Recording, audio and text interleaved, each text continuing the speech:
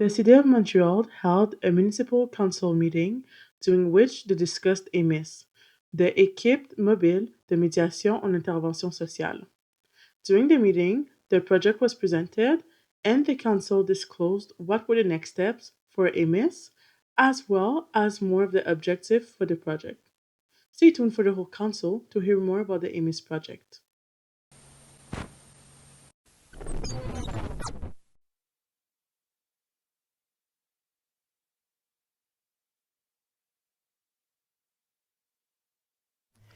Bonjour et bienvenue à toutes et à tous. Je me présente Daphné Collin, présidente de la Commission de la sécurité publique et conseillère d'arrondissement dans Rivière-des-Prairies, Pointe-aux-Trembles. La Commission tient ce matin une assemblée publique depuis la salle du Conseil de l'Hôtel de Ville de Montréal consacrée à la présentation du bilan du projet pilote de l'équipe mobile de médiation et d'intervention sociale, EMIS. Pour commencer, je souhaiterais vous présenter les commissaires qui siègent à mes côtés, en commençant par la vice-présidente. Bonjour, Christina Smith, mairesse de la ville de Westmount.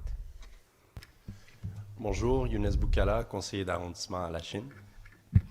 Bon matin, Lisa Christensen, conseillère de ville pour le district Pointe-aux-Prairies à Rivière-des-Prairies, Pointe-aux-Trembles. Bon matin, Benoît Graton, conseiller d'arrondissement de Desmarchais Crawford à Verdun. Bonjour, Gracia Kasoki-Katawa, mairesse de Côte-des-Neiges, Notre-Dame-de-Grâce. Bonjour, Marc Doré, maire de la cité de Dorval. Je tiens à excuser l'absence de M. Abdelak Sari, qui est vice-présidente de la Commission de la sécurité publique et conseiller de la ville de l'arrondissement de Montréal-Nord. Je souhaite souligner également la présence dans la salle de Mme Josefina Blanco, qui est responsable de la diversité, de l'inclusion sociale, de l'itinérance, de l'accessibilité universelle, de la condition féminine, de la jeunesse et des personnes aînées auprès du comité exécutif de la Ville de Montréal. C'est tout un titre. Ainsi que je tiens également à remercier pour leur présence les représentantes du service et représentants du service de la diversité et de l'inclusion sociale de la Ville de Montréal et le représentant de la Société de développement social. Et j'ai nommé Mme Ramana Zangfognon, chef de division réduction des inégalités et milieu de vie inclusif, DRIMI, du service de la diversité et de l'inclusion sociale de la Ville de Montréal, ainsi que Mme Ariane Lanoux, qui est chargée d'expertise et pratique principale du service de la diversité et de l'inclusion sociale de la Ville de Montréal, ainsi que M. François Raymond, directeur général de la Société de développement social. Avant d'adopter l'ordre du jour, je vais vous présenter brièvement son déroulement. Dans un premier temps, j'inviterai les personnes représentant le service de la diversité et de l'inclusion sociale qui sont accompagnées de la Société de développement social à nous faire part du bilan du projet pilote de l'équipe EMIS. Ensuite, nous ferons une courte pause de quelques minutes pour permettre aux dernières personnes de s'inscrire à la période de questions et commentaires. Nous enchaînerons par, nous débuterons en fait par les personnes qui sont présentes dans la salle, puis nous enchaînerons avec la lecture, questions et commentaires des personnes qui assistent à distance. La période de questions et commentaires des membres de la commission suivra. Donc, nous allons adopter l'ordre du jour. Est-ce que j'ai Mme Christensen qui propose et j'ai Mme Smith qui appuie l'ordre du jour qui a été présenté. Nous allons également procéder à l'approbation des procès-verbaux de l'Assemblée publique de la Commission du 15 et du 24 novembre ainsi que du 13 décembre dernier. J'ai Madame... vous étiez les trois? OK. Donc, Madame Katawa va proposer, excusez, pour les trois séances. Est-ce que j'ai un appuyeur, Madame Christensen, pour les trois PV? Vous étiez absente aux trois, Madame Christensen? Aux trois? Parfait. Je vais maintenant céder la parole à Madame Josefina Blanco pour un bref mot d'introduction. Oui, bon matin. Merci beaucoup, Madame la Présidente, chers membres de la Commission. Mais tout d'abord, merci de nous accueillir. Merci de l'intérêt que vous portez à ces projets. Ce projet dont notre administration est très très fière, un projet qui est né comme un projet pilote en septembre 2021 dans l'arrondissement de Ville-Marie, au propre budget de la ville de Montréal. Pourquoi? Parce qu'on croit qu'on peut aujourd'hui mieux adapter notre réponse, mieux soutenir les personnes vulnérables qui se retrouvent dans l'espace public et qui peuvent vivre des situations de détresse, de crise. Et donc, d'autres façons d'intervenir, on croit que c'est possible, qu'elles sont plus adaptées à façon d'intervenir aujourd'hui. Donc, on a commencé, on l'a testé, on a fait un bilan dont nos équipes vont pouvoir développer plus en détail. Et nous sommes très, très fiers parce que le bilan est concluant. EMIS, l'équipe mobile de médiation et d'intervention sociale, répond à différents besoins qui sont dans l'espace public. Et on a eu la confiance du ministère de la Sécurité publique et avec un investissement important pour les 5 prochaines années de 25 millions de dollars, auquel la ville va ajouter un autre 25 millions de dollars. Donc, permettez-moi de vous donner quelques grandes lignes. Je le disais tout à l'heure, EMIS est né dans l'arrondissement de Ville-Marie comme un projet pilote pour soutenir, pour désamorcer des situations de crise et de détresse, pour éviter des conflits qui pourraient éventuellement devenir plus grands. Et donc, EMIS cherche à pouvoir accompagner les personnes vers les ressources appropriées. C'est un service de première ligne. EMIS vient répondre à différents besoins quant à la cohabitation sociale, aussi pour donner du soutien et des réponses aux résidents qui sont logés, pour soutenir les commerçants. Et donc, c'est un service qui comme je disais, qui fait ses preuves et qui répond à des besoins qui sont très, très présents dans l'espace public. On l'a vu dans une deuxième phase s'élargir à l'arrondissement du Sud-Ouest et aujourd'hui, on est dans une nouvelle phase de déploiement parce qu'on va passer à intervenir au total à 4 arrondissements. On va les voir déployer dans l'arrondissement du Plateau-Mont-Royal. On va les voir se déployer aussi dans l'arrondissement de Mercier-Hochelaga-Maisonneuve. L'équipe va passer de 14 intervenantes à 32 intervenants psychosociaux. On va aussi, et puis c'est ça à terme ce qu'on souhaite, on va tester en projet pilote la formule 24h7 dans les 4 arrondissements dans lesquels va continuer à se déployer le projet. Et il faut se rappeler qu'à terme, le projet EMIS va se déployer sur l'ensemble des territoires de l'île de Montréal.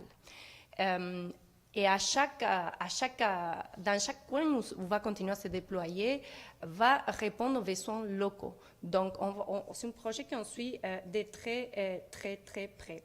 Et donc, comme je le dis et je le répète aujourd'hui ici, mais je le répète souvent dans la salle du conseil municipal, notre administration est très, très fière.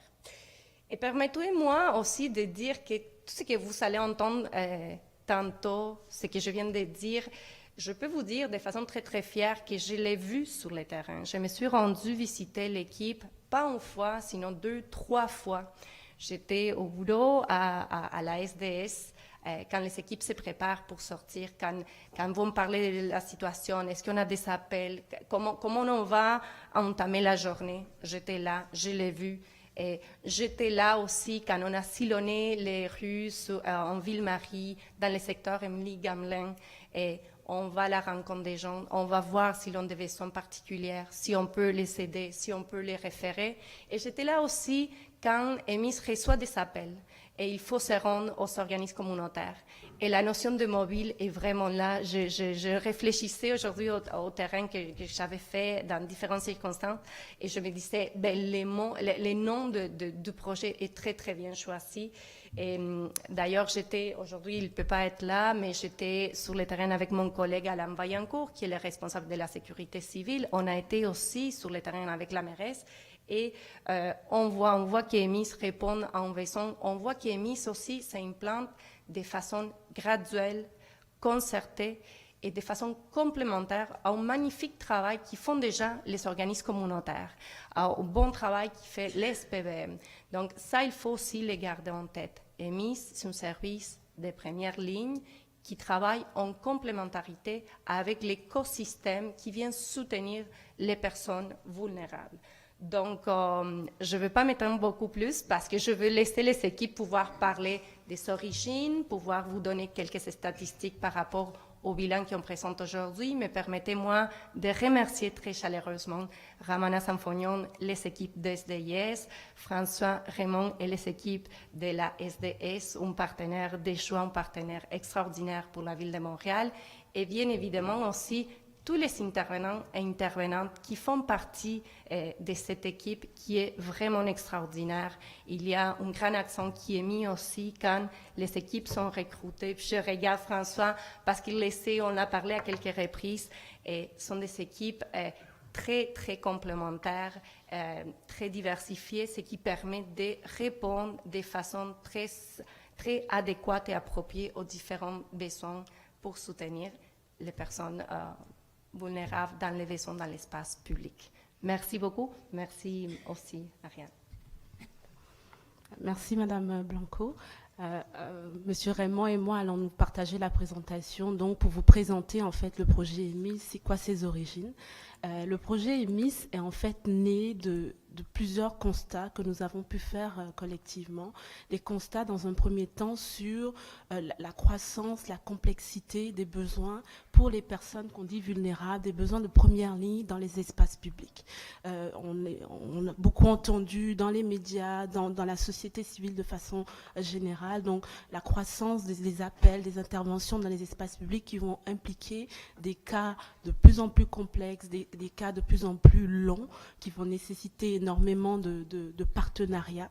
Et ces constats-là sont répandus, on les entend de plus en plus, et la pandémie a un peu été l'aggravation de ces situations-là parce qu'elle les a rendues certainement plus visibles dans nos espaces publics qui s'étaient vidés en raison des mesures liées à la pandémie. L'autre élément également, on s'est retrouvé aussi dans un contexte où plusieurs façons de faire, plusieurs pratiques habituelles ont été révisées, revues. Il y a énormément de réflexions sur les rôles du service policier, des services policiers, de la part des services policiers eux-mêmes. À Montréal, par exemple, il y a plusieurs initiatives qui sont mises en place pour justement reconnaître, s'adapter à la complexité de ces situations-là, à leur multiplicité. On peut citer donc les équipes dans le métro, les équipes spéciales pour les personnes en situation d'itinérance, donc même des unités policières qui ont des rôles particuliers. Donc ce ne sont que des exemples donc, qui démontrent en fait cette nécessité de s'adapter en fait au changement de notre société. Évidemment, Montréal est bien connu par le foisonnement de son tissu communautaire. Il y a beaucoup d'organismes communautaires compétents qui offrent des services, donc souvent pour les personnes vulnérables de notre société. Chaque organisme va arriver avec une mission, une clientèle, un thème particulier sur lequel il travaille, mais ça arrive aussi avec, donc cette spécificité-là arrive dans certains domaines, il n'y a pas nécessairement donc de services. Évidemment, dans tous ces éléments-là, en fait, démontrent en fait la complexité des enjeux, la complexité des partenariats à mettre en place dans un contexte où la ville est souvent sollicitée, très sollicitée, pour justement des enjeux, des situations qui sont nouvelles et qui préoccupent les citoyens. Donc, la ville ressent aussi ce besoin-là d'agilité de sa part et dans la façon dont elle offre des services ou qu'elle accompagne les citoyens et citoyennes de Montréal, surtout dans les espaces publics. Enfin, le dernier élément qui nous a influencé dans la réflexion, dans la conception de ce projet, c'est dans le cadre d'un projet de coopération avec la ville de Paris. On a les équipes du service de la diversité et de l'inclusion sociale ont eu l'opportunité d'aller rencontrer en fait des collègues de la ville de Paris, où on a été mis en contact de très près avec un modèle, oui, dans un contexte sociopolitique différent, un contexte de compétences différentes, mais où on a vu en fait une municipalité comparable qui offrait des services civils, d'accompagnement dans les espaces publics et qui a vraiment insufflé, influencé notre réflexion sur donc l'émergence de ce modèle. Donc ces trois éléments-là ont vraiment beaucoup milité pour la conception d'un modèle montréalais, donc en reconnaissance de ce que nous sommes déjà, en reconnaissance de ce que nous faisons, pour donc la conception de l'équipe EMIS. Les MIS, c'est quoi les MIS? Donc, Madame Blanco l'a nommé, c'est l'équipe mobile de médiation et d'intervention sociale. L'idée derrière, c'est de mettre la médiation donc sociale au cœur de l'action municipale dans les espaces publics. Parce que l'idée, c'est de reconnaître en fait les transformations de notre société par donc la complexité des situations qu'on dit liées aux personnes vulnérables dans l'espace public. Notre ambition, c'est d'offrir une réponse sociale, municipale, de première ligne, face aux situations donc, de conflit, de détresse, qui sont vécues dans les espaces publics, tant auprès des personnes vulnérables que pour la population générale, pour travailler sur les enjeux de cohabitation sociale, 24 heures, 7 jours semaine. Donc l'idée, c'est vraiment que l'action municipale soit présente dans les espaces publics pour justement répondre aux enjeux qui sont en fait quotidiens dans nos espaces publics. Plus concrètement, les objectifs donc, de cette équipe-là, il y en a 4. Dans un premier temps, c'est déjà de fournir une assistance dans les espaces publics qui est mobile pour les personnes qui ont des besoins dans les espaces publics, qui les occupent, les accompagner vers les ressources qui existent, qu'elles soient institutionnelles ou communautaires, de faire de la médiation entre les différents groupes qui se partagent l'espace public, d'emmener ces différents groupes à vivre ensemble, à travailler ensemble, et évidemment de rendre aussi l'intervention municipale visible donc avec une action civile, publique, qui est au service de l'ensemble de notre population. Les moyens qu'on utilise donc pour déployer ces objectifs-là, donc c'est dans le cadre du projet pilote développé avec l'équipe de la Société de développement social, c'est tout d'abord une réponse directe, vraiment par téléphone, aux appels de partenaires communautaires et institutionnels. Madame Blanco l'a nommé, on a commencé par un projet pilote dont on parlera davantage, tout petit, donc l'idée c'était de se faire connaître, d'intégrer une communauté, un écosystème qui fonctionne déjà, donc d'avoir une réponse directe de certains partenaires communautaires et institutionnels, d'être évidemment à l'écoute, en mode accompagnement, un accompagnement physique des personnes, d'être un relais, de les réorienter vers les ressources, de prendre la relève de certaines interventions policières non urgentes et évidemment l'idée d'être visible, donc de faire de la patrouille dans les espaces publics de façon évidente. Les bénéfices de toutes ces actions-là que nous anticipons, c'est vraiment très directement d'améliorer la prise en charge des personnes dites vulnérables dans les espaces publics, donc d'assurer une certaine cohérence des actions dans les espaces publics liés à la présence de ces personnes, d'améliorer la sécurité, mais le sentiment de sécurité également de nos espaces publics, de la population par rapport à nos espaces publics, d'améliorer la cohabitation, la cohésion entre les différents groupes dans nos espaces publics, évidemment d'améliorer aussi la réponse municipale, d'être une municipalité, une ville qui répond, qui est présente dehors et qui est capable d'agir par ses moyens donc, dans nos espaces publics. Et également de réduire le temps policier sur des événements, des incidents non urgents qui nécessitent davantage d'accompagnement et sur lesquels donc, les policiers pourraient passer la relève. Donc, le projet pilote, avec ces intentions-là en tête, le projet pilote débuté en septembre 2021, donc a été conçu par le service de la diversité et de l'inclusion sociale, donc avec tous ces éléments-là en tête, toutes ces réflexions-là en tête, une offre de services et une expertise donc, qui est fournie par la Société de développement social. Et dans le cadre du projet pilote, donc, on a débuté le projet dans l'arrondissement Ville-Marie. On s'est assez rapidement étendu dans le sud-ouest.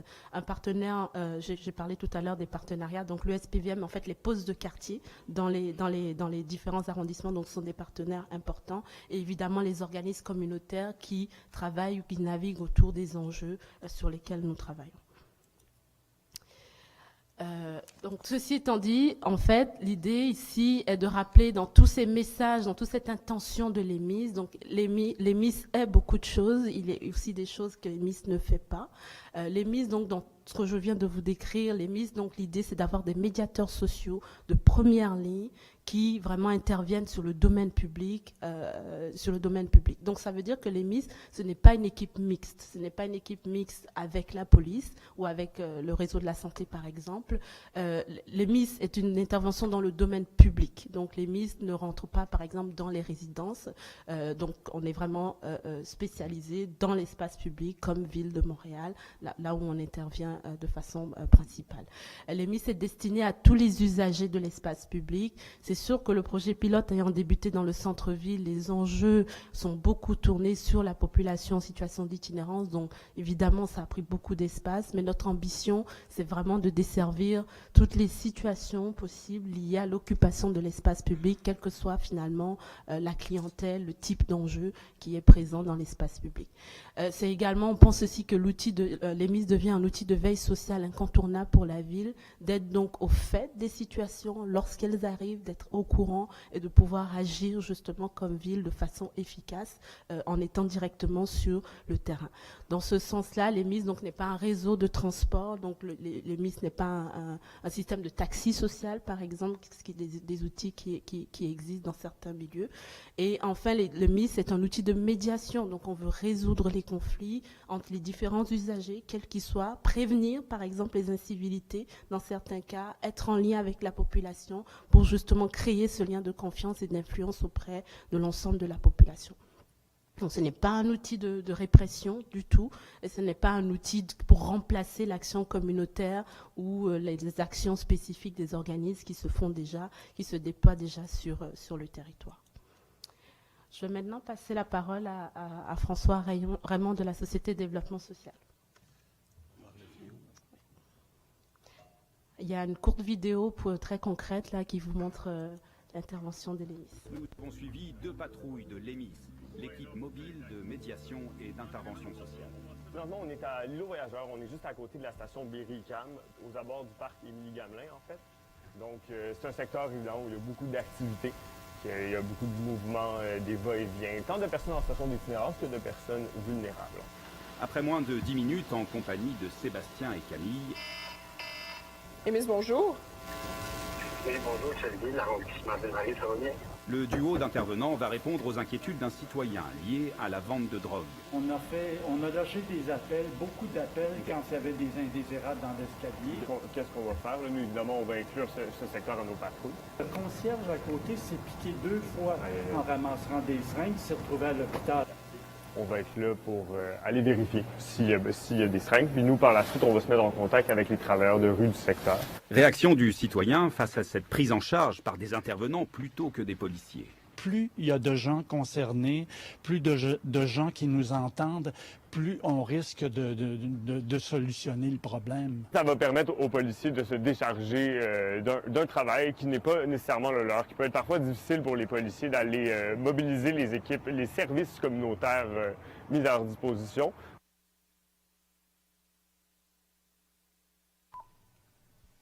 Bonjour.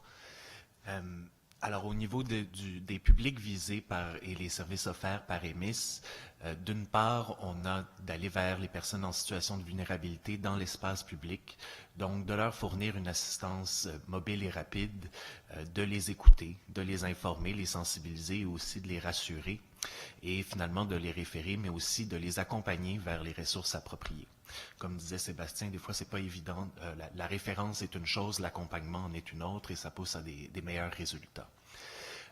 L'EMIS répond aussi aux inquiétudes et aux plaintes du grand public, que ce soit les citoyens, le voisinage ou les commerçants, pour des nuisances ou des conflits là, qui sont évidemment liés à l'occupation de l'espace public. Ça se traduit par une médiation, un suivi de plaintes qui sont déposées à la ville, là, souvent par courriel, et par le 3-1 notamment. Le but les intervenants d'EMIS écoutent, répondent aux préoccupations là, des citoyens, mais aussi les informent, les sensibilisent et les rassurent. Il y a 3 sources d'intervention pour le projet EMIS. Alors, la première source est sur appel. L'appel peut venir d'un organisme, d'un refuge, par exemple, qui doit expulser un usager, d'un PDQ qui reçoit de son dispatch un signalement, qui arrive sur place et constate que c'est une intervention psychosociale et non policière qui est nécessaire, d'un arrondissement aussi, et finalement par des courriels citoyens qui sont transmis à la boîte courriel d'EMIS. Une autre source d'intervention sont les interventions ponctuelles. On parle d'interventions qui sont faites lors des patrouilles à pied ou en voiture, et finalement des interventions planifiées, dépendant là, avec certains partenaires, que ce soit de la ville, du SPVM ou d'un organisme, pour des cas spéciaux. Au quotidien, EMIS est disponible 7 jours sur 7, de 9h à minuit. Les intervenants, justement, répondent aux appels de signalement et s'y déplacent en voiture. Ils parcourent les espaces publics là, pour affirmer leur présence, développer des liens de confiance, développer des liens avec les usagers, l'ensemble des personnes vulnérables, effectuent des interventions donc par les 3 sources, spontanées, appel ou planifiées. C'est des interventions qu'on dit de première ligne et donc qui dépendent aussi d'un réseau fort en arrière de deuxième ligne et de médiation pour arriver à des accommodements, que ce soit avec le citoyen, le commerçant, ou d'usager en usager. Finalement, les intervenants en fin de journée saisissent leurs données d'intervention dans une plateforme statistique et une grosse partie du mandat, c'est de développer des relations assez serrées et des relations et une coopération assez serrée avec les agents du SPVM, pas d'organisme à SPVM, mais vraiment d'intervenants à agents terrain. Nos intervenants là, participent à certains fall-in des policiers juste pour rappeler le message puis développer l'habitude et le réflexe d'appeler des intervenants psychosociaux pour les situations X, Y, Z, et aussi de développer une relation serrée avec les partenaires communautaires. Étant donné qu'on dépend des services de l'ensemble du réseau de soutien de Montréal, c'est très, très important d'avoir une relation là, de confiance et de coopération avec l'ensemble des organismes. On a des interventions types ici qu'on vous présente. Donc, les interventions peuvent être variées. On a ici en exemple, là, en haut à gauche, un couple et son chien. Donc, au pied du pont Jacques-Cartier, je me souviens, je pense, en novembre dernier, un couple avec son chien campait là aux abords du pont et le couple était très difficile d'approche, se comportait de manière plutôt agressive et les policiers, le SPVM nous a demandé de l'aide concernant ce couple-là et donc l'EMIS sur une étendue de 2 à 3 semaines a développé des liens avec ce couple-là, les a de manière régulière, donc vraiment là, au quotidien, de retourner les voir, les mêmes intervenants, pour éventuellement développer un lien de confiance avec eux. Et le tout s'est soldé là, vers un accompagnement et une prise en charge à l'Hôtel-Dieu qui acceptait de loger le couple, mais aussi d'accueillir le chien à l'intérieur du refuge. Et donc, ça s'est soldé par un bon accompagnement qui a été au plaisir de tous. En haut à droite, on parle d'enjeux de cohabitation urgents. Si je peux remettre en situation, là, au mois de décembre dernier, avec la COP, les grands froids qui commençaient à sortir, et la présence du refuge d'urgence là, au complexe Guy Favreau, le refuge qui ouvre ses portes à 8 heures le soir générait des grosses files d'attente en après-midi aux abords du complexe et avec tous les débordements qui pouvaient venir avec.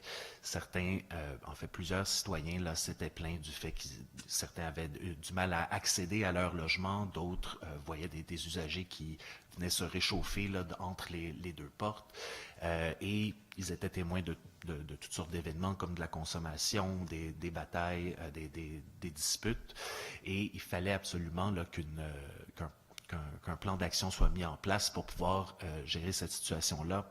Les citoyens vraiment n'en pouvaient plus. Alors, l'EMIS a attribué un duo du matin au soir, là, donc une équipe de matin, une équipe de soir, au quartier chinois. On a ouvert aussi une ligne spécifiquement pour le quartier pour que les citoyens ou les commerçants qui éprouvaient des problèmes puissent appeler l'EMIS et qu'ils puissent répondre directement là, aux interventions nécessaires. Et comme résultat, on a eu une deuxième rencontre avec les citoyens, l'arrondissement, pour évaluer l'impact et on a reçu là, heureusement un remerciement de la part des citoyens qui voyaient un peu le jour et la nuit. Donc les attroupements autour du refuge s'étaient estompés. L'équipe EMIS avait aidé le refuge avec un système de distribution de numéros et les citoyens avaient pu appeler là, pour qu'on puisse accompagner. C'est arrivé quelquefois qu'on invite les usagers à sortir des immeubles et qu'on les sensibilise à la dynamique du bon voisinage. On présume là, que tout le monde est sensible ici au fardeau de l'itinérance et donc c'est juste une question de mieux cohabiter qui règle la situation. L'autre exemple en bas, on parle d'un usager en détresse accompagné. Je vous ramène à la période des grands froids l'an dernier. C'est arrivé plusieurs fois que des usagers se déplaçaient vers un refuge qu'ils avaient entendu comme quoi il était ouvert, par contre il était plein, et avec les grands froids, le refuge nous appelle.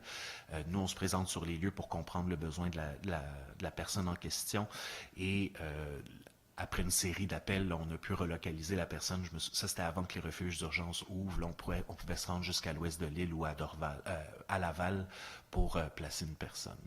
Puis bon, le résultat, c'est qu'un usager qui autrefois aurait dû continuer à chercher pendant le soir, là, à moins 20, moins 30, a pu être amené rapidement vers la ressource appropriée.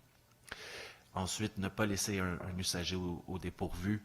Ça peut arriver régulièrement que une dispute, une bataille a lieu là, dans un refuge, qu'un usager est expulsé et que soit le refuge, soit un agent du SPVM nous appelle pour gérer la situation, calmer la personne, parler avec le refuge aussi pour comprendre ce qui s'est passé et pour éviter que l'usager parte fâché là, de la ressource en question et puisse en probabilité causer d'autres problèmes sur l'espace public. L'EMIS arrive sur place et la prend directement en charge pour la placer vers le refuge qui est prêt à la prendre. EMIS en statistique, alors on parle de plus de 10 000 interventions, soit une moyenne de 20 par jour. 31% pardon, de nos interventions sont des interventions faites à la suite d'un appel, soit du SPVM ou d'un organisme du territoire couvert. 60% sont des interventions ponctuelles. Je rappelle, là, par intervention ponctuelle, c'est des interventions qui sont faites lors des promenades, des patrouilles, des visites sur les espaces publics. Beaucoup de ces interventions là-dedans sont des prises de contact et des créations de liens pour que, quand on va venir la situation difficile, il ne faut pas que tu arrives en étranger vers un usager. Le but, c'est d'avoir déjà un rapport pour qu'on puisse mieux aborder et arriver à une situation. Et finalement, 10% de ces interventions-là sont des interventions planifiées, donc prévues d'avance avec un plan d'action. Au niveau des interventions, selon le type de démarche qui a été entreprise, je parlais des prises de contact là, qui font à peu près la moitié de nos interventions, mais de manière plus concrète, là, on parle de 14% d'interventions de soutien. Ça veut dire soit faites avec un autre intervenant, avec un policier ou un agent. 8% se sont soldés par des accompagnements. On parle de 4% de médiation et 3% gestion de crise. Par gestion de crise, il y a une différence à faire ici là, avec une crise comme celle que l'UPSJ peut aborder. Nous, on ne parle pas de psychose, là, mais vraiment de quelqu'un qui est confus, fâché et qu'on peut calmer à la suite de discussions. Nos interventions ont duré de 30 minutes en durée médiane, mais elles peuvent vraiment varier. Ça peut prendre 1 minute comme ça peut en prendre 300 pour arriver à la conclusion. Notre délai de réponse moyen est de 18 minutes pour se rendre sur le terrain. 26% des personnes rencontrées étaient des femmes, 60% étaient francophones, environ le 5e était d'origine autochtone et le 3/4 avait entre 25 et 54 ans. Finalement, au niveau des réussites, donc on est très fiers d'avoir pu susciter là, une implication directe avec les policiers des PDQ, les agents. La grande majorité des agents étaient très ouverts au service. Il a fallu développer un réflexe d'appel au fil des mois, mais la participation était là et aujourd'hui, on est très content de ce rapport-là de coopération qu'il y a avec les différents agents des différents PDQ avec qui on travaille. On a développé et renforcé des liens directs avec les organismes communautaires et ça s'est soldé par une augmentation des appels. Avec nos voitures, ça donne un très grand avantage là, pour pouvoir être mobile et rapide quand on reçoit des différents appels. Ensuite, de prendre en charge directement des personnes en situation d'itinérance dans les espaces publics apporte une réponse concrète là, à des situations en tout genre. Et c'est une réponse directe justement là, à la population qui est préoccupée par des enjeux de cohabitation sociale. Finalement, Ramana et Joséphina en ont fait part, on mise sur une équipe multidisciplinaire avec des expériences variées. On a des gens qui ont déjà été ambulanciers, des gens spécialisés en criminologie, toxicomanie. Le point commun là, est l'intervention psychosociale, mais on a chez nous des gens qui ont autant travaillé comme travailleurs de rue dans des refuges. On a des gens qui ont déjà dans le passé eu une expérience avec la rue et qui comprennent très bien là, la dynamique du milieu. Et c'est avec cette équipe-là diversifiée qu'on arrive à faire d'excellentes rencontres d'équipe pour mieux comprendre, mieux préparer nos interventions auprès des personnes vulnérables.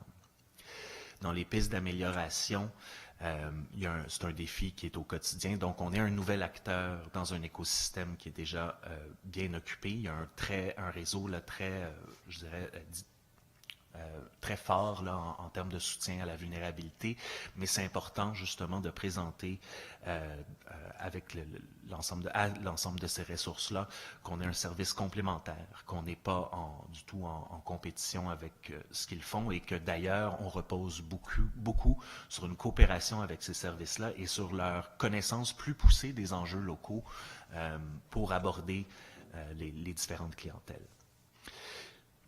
Une piste d'amélioration, donc, c'est d'étendre les actions d'EMIS au-delà du seul enjeu de l'itinérance. L'itinérance est une problématique là, dominante dans l'arrondissement Ville-Marie, mais on sait que toutes sortes d'enjeux, que ce soit avec les jeunes, les gangs, la violence, qui pourraient éventuellement là, être intégrés au service de l'EMIS. On doit agrandir la zone de couverture. On vient de doubler de territoires couverts, mais à terme, le service est prévu là, pour l'ensemble de la ville. On va tester à compter du mois d'avril un duo additionnel de nuit. Et dans la prochaine année, les prochaines années, donc on va améliorer la prise en charge des plaintes citoyennes, donc rapprocher le lien avec le 911, et aussi le revoir avec le grand public, les citoyens, le voisinage, les commerçants, comment est-ce que l'EMIC peut être encore plus présente pour aborder leurs différentes préoccupations. Un obstacle qui est lié à l'écosystème, bon, on vous dit que beaucoup des interventions là, se soldent par des accompagnements du référencement. Et malheureusement, s'il n'y a pas de place dans les refuges ou s'il manque de services, de logements de moyenne, de longue durée, il devient difficile d'offrir le bon service à la personne en question. Merci. Merci François. Alors, moi je vais vous parler des prochaines étapes. Je pense qu'on vient de vous raconter une histoire qui est quand même assez emballante. Puis, il me semble important de vous dire que ce qu'on dit là n'a que 18 mois. Le projet, Madame Blanco l'a mentionné, on a commencé la première équipe avec la SDS, en fait, à marcher dans les rues, dans le PDQ 21, dans un PDQ au centre-ville de Montréal, avec 6 intervenants. Il n'y a que 18 mois. Ensuite, on a tranquillement grossi les effectifs pour donc s'étendre dans le sud-ouest avec 12 intervenants en 2022. Et cette année, donc Madame Blanco l'a mentionné, donc on a pour ambition d'aller dans 4 arrondissements, donc Ville-Marie, Sud-Ouest, les 2 premiers, mais aussi le plateau Mont-Royal et Mercier-Hochelaga, Maisonneuve, de le faire de façon progressive pour se donner la chance de réussir, de bien arriver, de travailler avec nos partenaires du milieu, de nous adapter aussi à la réalité de chaque arrondissement. Chaque milieu est différent, les partenaires sont différents, les enjeux sont différents, les clientèles avec lesquelles on travaille sont différentes. Donc, ce temps d'adaptation-là est nécessaire pour nous donner finalement tout ce qu'il faut pour réussir. Donc, cette année, François l'a mentionné, donc on a l'ambition d'aller avec une équipe de 32 personnes à terme, donc d'ici la fin de l'année, d'ajouter aussi un service de nuit. Donc, François l'a vécu, je pense même qu'il y a eu des situations exceptionnellement où l'équipe restait plus tard parce qu'il y avait des besoins. Donc l'idée c'est que dès cette année, on teste une équipe de nuit, donc au-delà de minuit, pour une présence donc 24 heures à l'échelle des 4 arrondissements. Donc, ensuite, nous avons eu des bonnes nouvelles l'année dernière, donc un investissement conjoint du ministère de la Sécurité publique et de la Ville de Montréal, qui font que le projet est doté d'un budget de 50 millions sur 5 ans. Donc, cette planification-là, c'est quand même très ambitieux. On est dans une transformation sociale majeure de la part de la Ville. Donc, nous sommes actuellement en train de travailler justement sur cette planification-là. Qu'est-ce que ça signifie et comment on déploie très concrètement à l'échelle donc de Montréal. Donc voilà, merci beaucoup. Je tiens à vous remercier pour la présentation qui est fort intéressante, notamment tous les chiffres qui démontrent grandement non seulement votre pertinence, mais aussi tout le succès, malgré que c'est un projet qui est tout nouveau. Donc, félicitations. Afin de prendre les dernières inscriptions des personnes qui souhaitent adresser une question ou un commentaire, nous allons prendre une courte pause. Il est présentement 10h13. Nous devrions être de retour vers 10h20. Donc, à tout à l'heure.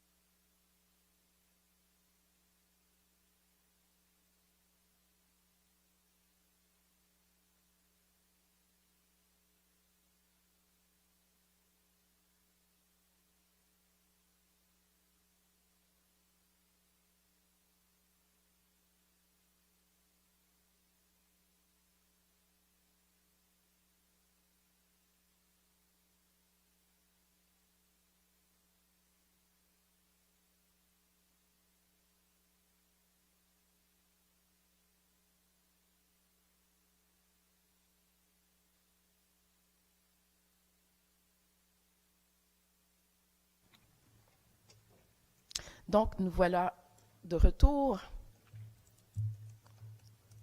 Avant de débuter la période de questions et commentaires du public, je tiens tout d'abord à spécifier son fonctionnement et préciser quelques points pour veiller au bon déroulement de cette période, de cette partie de la séance. Tout d'abord, en premier lieu, je tiens à rappeler que la Commission ne souhaite pas se substituer aux instances habilitées à recevoir les plaintes adressées notamment au SPVM ou encore se pencher sur des cas particuliers.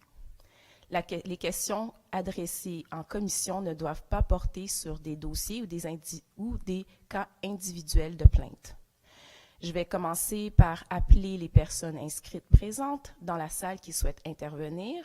J'invite les personnes présentes à formuler un préambule court et concis et d'aller directement avec leurs questions par la suite. Puis, je lirai les questions et commentaires reçus par le formulaire. Elles seront lues dans l'ordre de leur réception.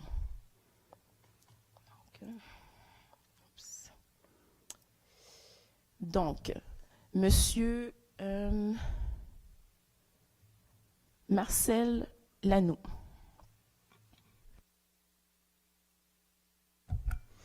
Bonjour, Madame la Présidente et membres de cette commission. J'aimerais que vous me parliez de la coopération Montréal-Paris, équipe municipale entièrement civile. Ça coûterait moins cher que les policiers. Puis aussi, c'est parce que souvent, les immigrants, les personnes pauvres, les personnes avec la peau foncée n'ont pas une très haute opinion de la police. Et puis, souvent, le contact avec la police n'est pas très joyeux. Je vais passer la question à Madame Sanfagnon. Oui. En fait, le projet de coopération avec la ville de Paris, entre la ville de Paris et la ville de Montréal, un projet conjoint financé par le ministère des Relations internationales de la francophonie, qui a permis en fait à la ville de Montréal d'aller rencontrer donc ses vis-à-vis parisiens sur les enjeux, les questions d'itinérance. Nous avons en fait visité vraiment plusieurs initiatives de la ville de Paris avec ses partenaires sur ces enjeux, sur tous les enjeux en fait de sans-abrisme, comme ils disent à Paris. Et en fait, une des initiatives intéressantes donc est l'unité d'aide aux sans-abri, l'UASA, qui est une équipe en fait qui est au sein de la police municipale de Paris. La police municipale de Paris est une police non armée, mais qui intervient énormément auprès des personnes là, qui vivent dans la rue. Et c'est une équipe donc de civils, mais au sein des services policiers qui sont non armés à Paris. En plus de ça, en fait, ça vient dans un réseau très élaboré dans le contexte parisien, avec par exemple ce qui s'appelle le SAMU social. Donc le SAMU social, qui est vraiment une équipe de nuit, qui est composée d'intervenants qui vont patrouiller tous les quartiers, tous les arrondissements de Paris, qui vraiment vont porter assistance très très proche aux personnes de la rue, qui sont beaucoup des personnes migrantes dans le contexte européen. Donc c'est vraiment une série d'actions que la ville de Paris, avec ses partenaires communautaires et institutionnels, met en place pour justement intervenir sur les questions de sans-abrisme. Donc Montréal s'est inspiré de ce modèle-là, mais évidemment un modèle qui est adapté à la réalité de québécoise et montréalaise. Ça vous va, Monsieur Lanoux?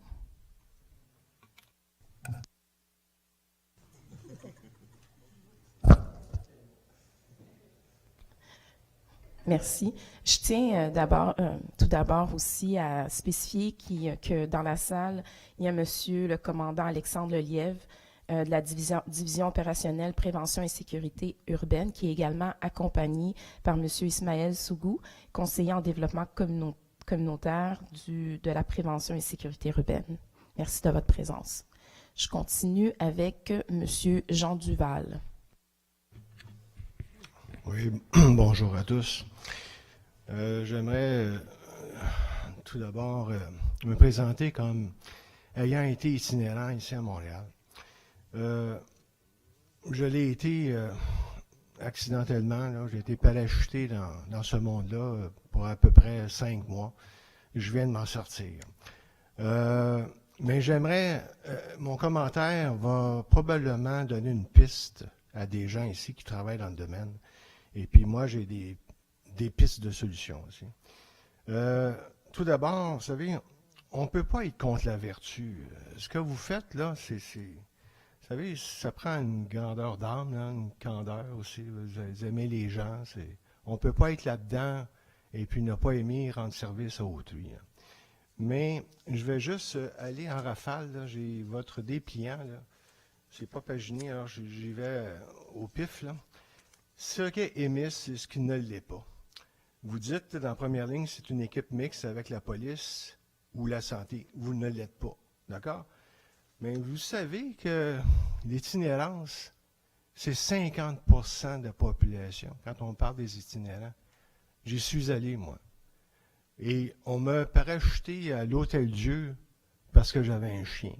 Je reviens à votre commentaire de tantôt. C'est pas faux, mais c'est pas tout à fait vrai, là. L'Hôtel-Dieu, tu ne te ramasses pas nécessairement avec le fou cinglé là, qu'on n'est pas capable de donner là-bas. Vous savez, les policiers, il y en a un dans ma vie qui m'a dit, il y a 30 ans d'expérience, m'a dit, tu sais, on ne peut pas toutes les sauver. Moi, 30 ans plus tard, je me retrouve à être parmi eux. Là. Et comme j'avais un chien, je me suis retrouvé sur un étage qui était moins pire que les autres. À l'Hôtel-Dieu, c'est le CHUM. Le CHUM a une enveloppe importante et c'est le gouvernement du Québec qui prête les locaux qui sont là à Mission Bon Accueil et Oldbury. Là. Et ils se partagent l'enveloppe. Mais moi, j'ai dû partager ma chambre avec un toxicomane. J'étais en train de faire de l'anxiété.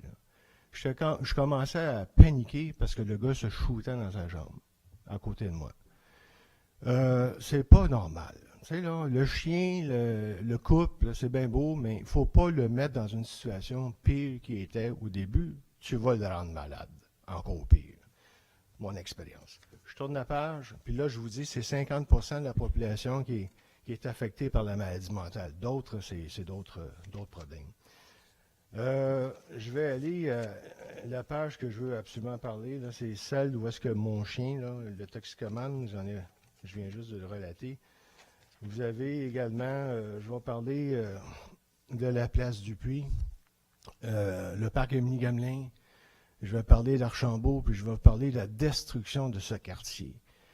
Moi, vous savez, il y a 30 ans passé. Monsieur Lanoux, excusez, c'est pas Monsieur Lanoux, Monsieur Duval, je vais quand même vous demander de poser votre question. Je vais vous laisser peut-être 2 minutes pour expliquer ce que vous avez à expliquer, mais tout à l'heure, je vous ai quand même demandé d'être concis. J'apprécie que vous nous partagez des pans de votre vie qui sont importants dans le cadre de la discussion qu'on a ce matin, mais je vais quand même vous demander d'aller directement à la question. Madame la Présidente, à part 2, 3, 4 personnes ici, là, c'est la sécurité publique à Montréal. Question du public. Dites-le moi tout de suite si je me lève puis je m'en vais. Je peux faire ça. Non, c'est pas ce que je vous dis. Ce que je vous dis, c'est 2 minutes, là, 2 minutes pour parler de ce problème-là criant, grave, qui nécessite des interventions multiples. Et on parle d'un développement futur de 50 millions en 5 ans. Le gouvernement provincial a pelleté le problème dans la municipalité de Montréal. Les gens qui sont issus qui sont dans l'itinérant, ils viennent de partout, madame. Ils viennent de Terrebonne, ils viennent de Laval, ils se ramassent ici dans le centre-ville, et puis c'est ici qu'ils peuvent manger, c'est ici qu'ils peuvent être organisés, et puis parce qu'ils ne sont pas encadrés, ces gens ne sont pas encadrables, à 50%. Alors, si vous ne voulez pas que je vous parle de ça, dites-moi là en pleine face, je vais m'en aller. Non, moi, je vous donne mon expérience, puis qui est dans la salle ici qui a passé au moins 48 heures dans un refuge, à part moi?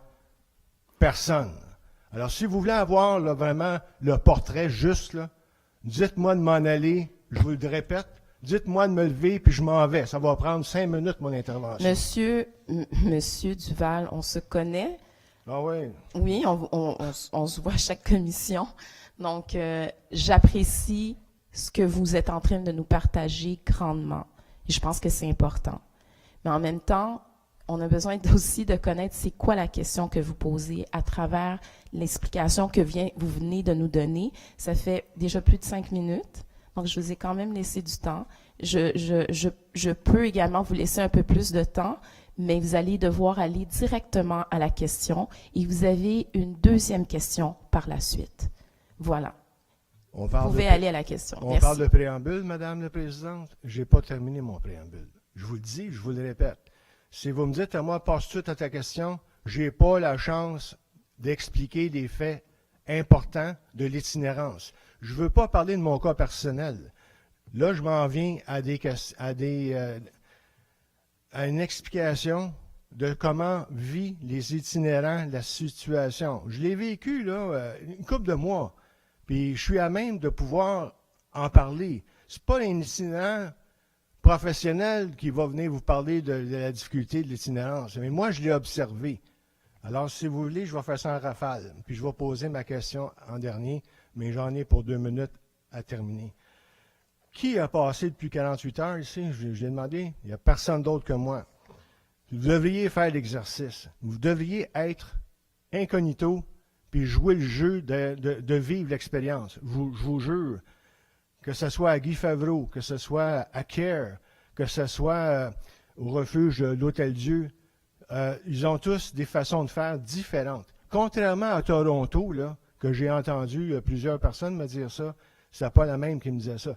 À Toronto, ils ont un dispatch, un système, et ils respectent pas mal toutes les mêmes façons de faire. Ici, là, c'est moi, je vais essayer ça. Je vais faire cette formule-là. Ici, je te donne une soupe, puis je te fais manger. L'autre place, tu es sur une chaise pendant une semaine, au chaud.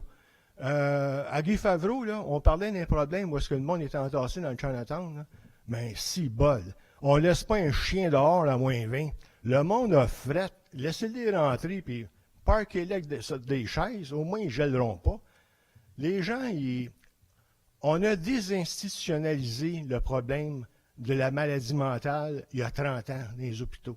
Alors, ce qu'on a fait, le gouvernement provincial a fermé les portes, puis aujourd'hui, il y a la création de vos services. Excusez-moi, là, vous n'auriez pas dû exister. Ce problème-là, vous le réglez pour les autres.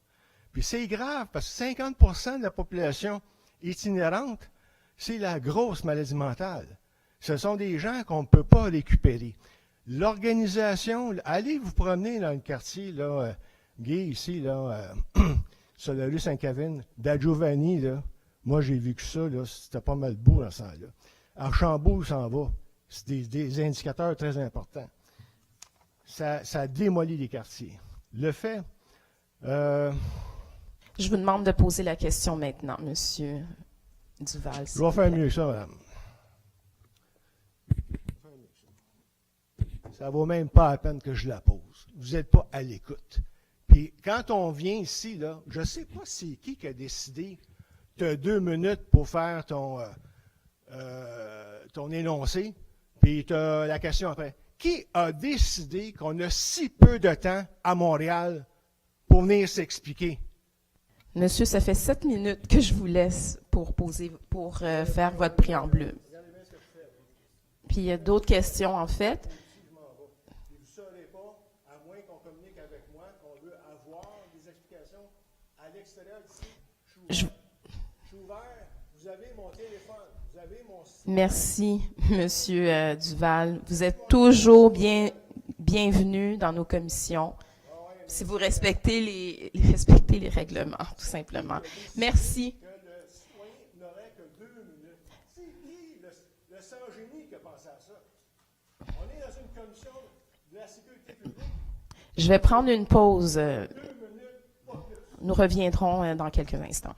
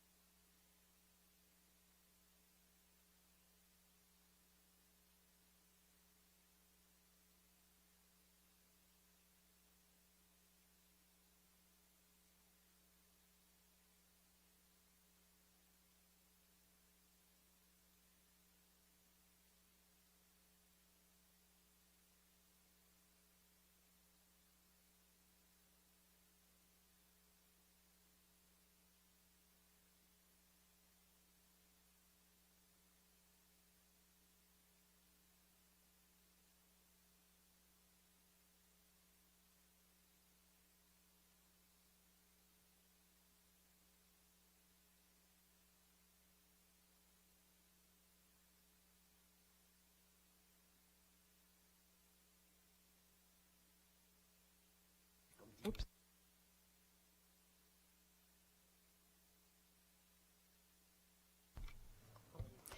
Je suis désolée de la courte pause qu'on a dû prendre.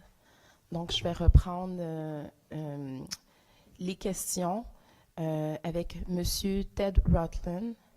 Veuillez poser votre préambule et poser vos questions par la suite. Bonjour, bonjour tout le monde. Alors, j'ai une question. Vous avez dit que l'escouade IMIS ne remplace pas le travail communautaire, c'est pas en compétition avec le travail communautaire. Et je voulais savoir si quelqu'un peut me décrire la différence entre les interventions ponctuelles de l'EMIS et le travail de rue.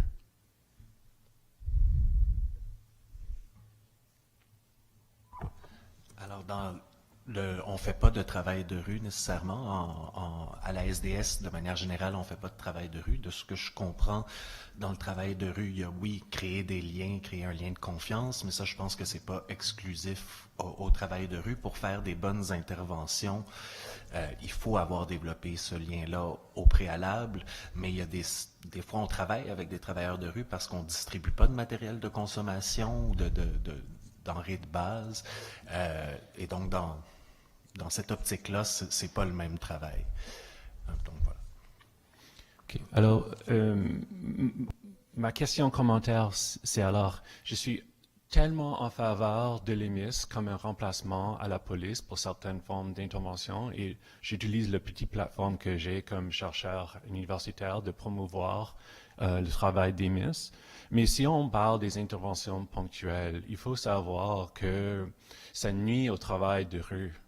Et moi, je ne suis pas un intervenant, mais j'ai eu des discussions avec au moins une vingtaine d'intervenants depuis 2 mois. Ils me disent que c'est encore plus difficile de bâtir des liens avec des populations vulnérables parce qu'avant, c'était juste des travailleurs de rue qui essayaient de bâtir ces liens. Mais maintenant, on a des différentes escouades mixtes du SPVM, on a IMIS sur le terrain. Alors, ma question, c'est est-ce que vous êtes conscient du fait que les interventions ponctuelles rendent encore plus difficile le travail de rue? Et qu'est-ce qu'on pourra faire pour que IMIS ait un plus-value au lieu de aussi quelque chose qui nuit aux services existants? Monsieur Rutland, dans les pistes d'amélioration que François a montré, un des éléments dont on est très conscient, c'est que EMIS s'ajoute en fait dans un écosystème où il y a déjà plusieurs interventions. On est très conscient de cette situation-là. Ce que EMIS veut faire justement et ce que nous voulons faire, ce que nous avons fait dans le centre-ville, c'est vraiment à notre arrivée justement de nous intégrer à tout ce qui existe comme écosystème dans les milieux. EMIS, dans nos interventions, on n'est pas dans une logique de suivi ou d'accompagnement dans la durée, d'accompagnement clinique dans la durée, mais c'est vrai que notre intervention nécessite une prise de contact, un lien avec les personnes en situation de vulnérabilité dans les espaces publics. Je pense qu'on est bien conscient du commentaire que vous faites, puis je pense qu'on pourra peut-être refaire un lien additionnel avec vous pour avancer cette relation-là, puis voir comment est-ce que, comme nouvelle ressource dans l'écosystème montréalais, on s'intègre encore mieux avec les partenaires de notre milieu. L'autre élément aussi qu'EMIS fait ou qu'EMIS ajoute, c'est le lien avec ce qu'on nomme le grand public. Donc, dans les interventions d'EMIS, on parle de commerçants, mais on parle de monsieur, madame, tout le monde qui est autour de ces situations-là. EMIS veut aussi entrer en lien avec ces personnes-là qui vont souvent beaucoup se retourner vers la ville, puis se plaindre ou dénoncer des situations qu'ils voient. On veut aussi entrer en lien avec ces personnes-là, ce que, à ma connaissance, le travail de rue ne fait pas nécessairement. Donc, on pourra, M. Tedland, très certainement refaire le lien avec vous pour justement avancer cette conversation-là. EMIS étant en fait une toute nouvelle initiative, hein, donc on sort d'un projet pilote qu'on veut travailler.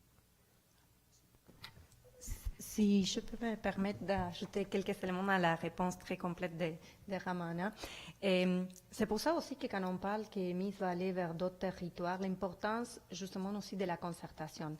EMIS, c'est une équipe qui va agir sur le terrain, mais c'est important qu'ils prennent le temps d'aller voir les organismes qui sont là, qui existent déjà, pour travailler en complémentarité et expliquer bien c'est quoi EMIS, pour que l'organisme comprenne qu'il ne vient pas du tout prendre sa place ni le rôle du travail qu'ils font déjà très bien. Et l'autre élément aussi à prendre en considération, c'est que EMIS vise à terme d'être un service 24h/7. On va les tester en projet pilote dans les 4 arrondissements dont on parle aujourd'hui. Et c'est déjà disponible jusqu'à minuit, c'est ça. Donc, des fois, ce sont déjà des horaires où des travailleurs de rue ou d'autres équipes ne sont pas sur le terrain. Par contre, on est conscient qu'il y a des défis, il faut pouvoir répondre et soutenir aussi les personnes dans l'espace public. Donc, ce sont des éléments quand même à prendre en considération. Et aussi pouvoir avoir des équipes qui sont disponibles également la fin de semaine, mais certainement les équipes vont pouvoir communiquer avec vous davantage pour avoir des échanges plus détaillés si vous le souhaitez. Si je peux rajouter aussi, je comprends votre point sur le fait que par intervention ponctuelle, on se dit combien d'acteurs est-ce que sur le terrain, puis la multiplication des contacts peut-être jouer là, contre l'efficacité des interventions. Par contre, je pense quand même qu'il y a un nombre sain et un nombre malsain là, d'interventions, dans le sens où la SDS, nous, on est présent au parc Émilie-Gamelin depuis plusieurs années déjà, et il ne manque pas d'acteurs, en fait. On peut autant avoir des gens de Cactus que de Spectre de rue que de la SDS qui sont présents au parc, en plus d'un intervenant, d'une infirmière du CIUS ou d'un agent du SPVM.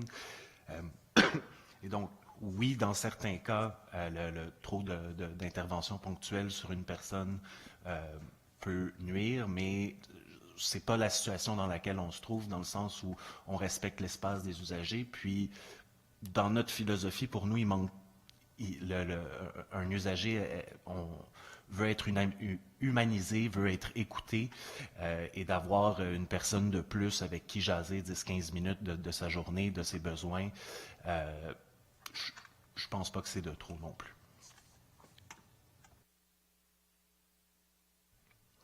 Ça vous va, M. Ratland? Parfait. J'ai maintenant les questions en provenance du formulaire en ligne. Monsieur Carl Beaulieu. La question est la suivante. Ma question porte sur l'écosystème que vous avez bien nommé, qui est fragile au sein du milieu. J'aimerais entendre votre réflexion sur comment vous comprenez votre arrivée avec des budgets qui sont astronomiques en rapport à ce que les organisations communautaires reçoivent depuis des années. Quels sont les effets que votre arrivée peut avoir, notamment en termes des moyens que vous avez et des ressources sur ces organisations communautaires? Pensez-vous qu'à terme, vous pourriez débalancer l'écosystème? Le projet d'EMIS est né, comme vous avez vu, d'une réflexion que la ville a portée sur justement l'État, je dirais de façon générale, dans nos espaces publics. Le projet d'EMIS s'est déployé en partenariat avec un organisme communautaire. Donc la SDS est un organisme communautaire qui agit déjà, qui est très présent, très connu dans le centre-ville sur les questions d'itinérance. Et je pense que dans la façon dont nous l'avons déployé jusque-là, on est arrivé en reconnaissant justement la présence des organismes présents sur le territoire et en reconnaissant l'expertise des organismes communautaires. Je pense que cette préoccupation de la ville va demeurer dans le reste du déploiement que nous avons, donc de garder l'écosystème, les organismes communautaires présents là dans chaque milieu. Par rapport aux investissements du milieu communautaire, je pense qu'on l'entend beaucoup, les organismes communautaires le nomment. La ville est évidemment un des partenaires financiers des organismes communautaires. Nous avons, donc nous dans le service, on a beaucoup de programmes, plusieurs programmes avec les organismes communautaires en itinérance, en sécurité urbaine que nous déployons. Donc je pense que ces programmes-là se perpétuent à la ville, existent toujours. Et le projet EMIS va être sensible, je pense. Et je pense que notre intention, Monsieur Duval a dit tout à l'heure qu'on ne peut pas être contre la vertu. Notre intention est d'améliorer notre environnement, notre écosystème. C'est sur quoi nous voulons agir. Et donc, aucune intention de notre part de nuire. Donc, je pense que tous les gestes que nous allons poser dans ce nouveau projet qui est en train de se déployer vont se faire en tenant compte, je pense, de ces préoccupations-là de notre écosystème.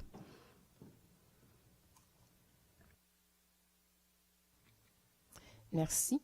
Donc, la prochaine question en ligne nous vient de Mme Laura Carly, qui fait partie de la table des groupes de femmes de Montréal. Et La question se lit comme suit. Pour l'année 2023, bonification et accélération, quel sera le rôle ou responsabilité des postes de quartier, Sud-Ouest, Plateau, Mont-Royal et Mercier-Hochelaga-Maisonneuve et de leurs agents?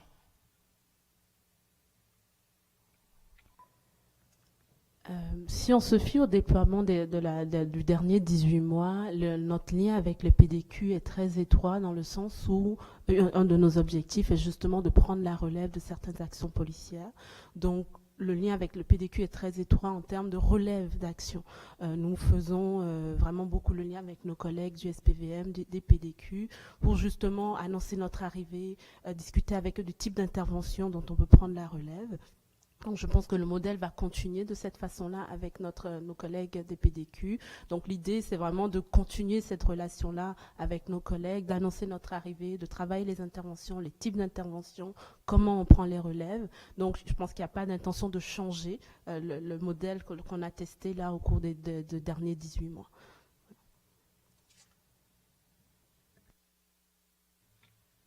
Est-ce qu'il y a d'autres personnes dans la salle qui veulent poser des questions?